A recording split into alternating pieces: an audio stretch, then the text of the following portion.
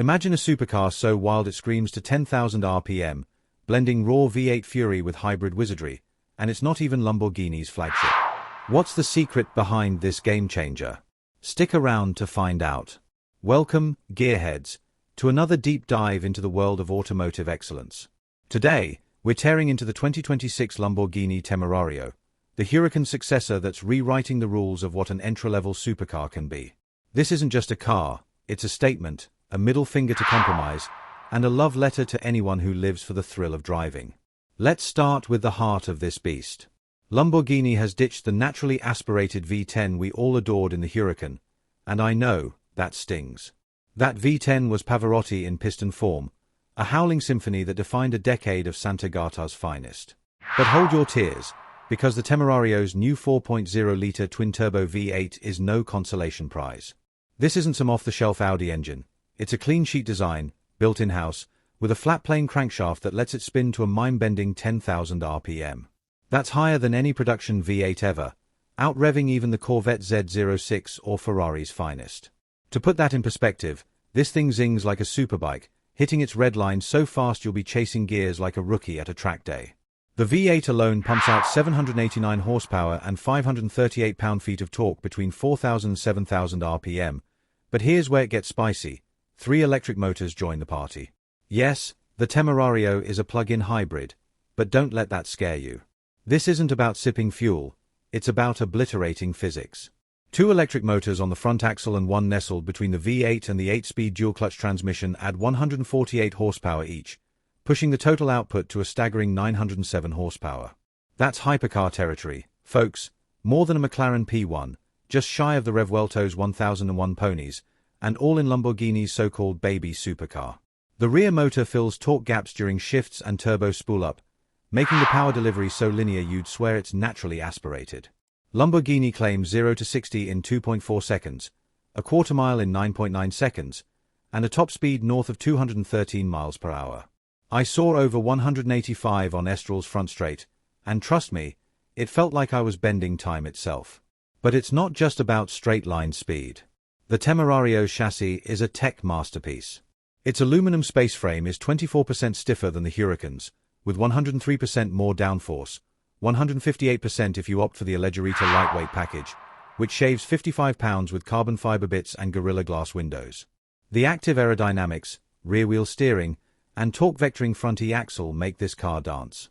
On Portugal's Estrel circuit, it felt planted yet playful, with a rear bias in sport mode that lets you hang the tail out like a drift car, but with a safety net. There's even a drift mode with 3 levels of leniency, so you can slide like a pro without kissing the barriers. The carbon ceramic brakes. They're like squeezing a tennis ball, not a brick wall, progressive, predictable, and tireless lap after lap. Now, let's talk design. The Temerario is unmistakably Lamborghini, but it's softer, more organic than the Huracan's razor-sharp lines. Hexagonal LED daytime running lights nod to the 1967 Marzl concept, while the exposed engine and vented rear scream 1960s Le Mans racer.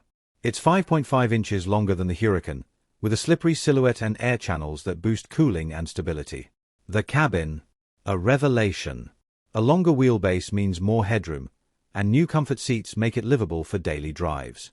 3 screens, an instrument cluster, central monitor, and passenger display, deliver telemetry, augmented reality navigation, and even a dashcam.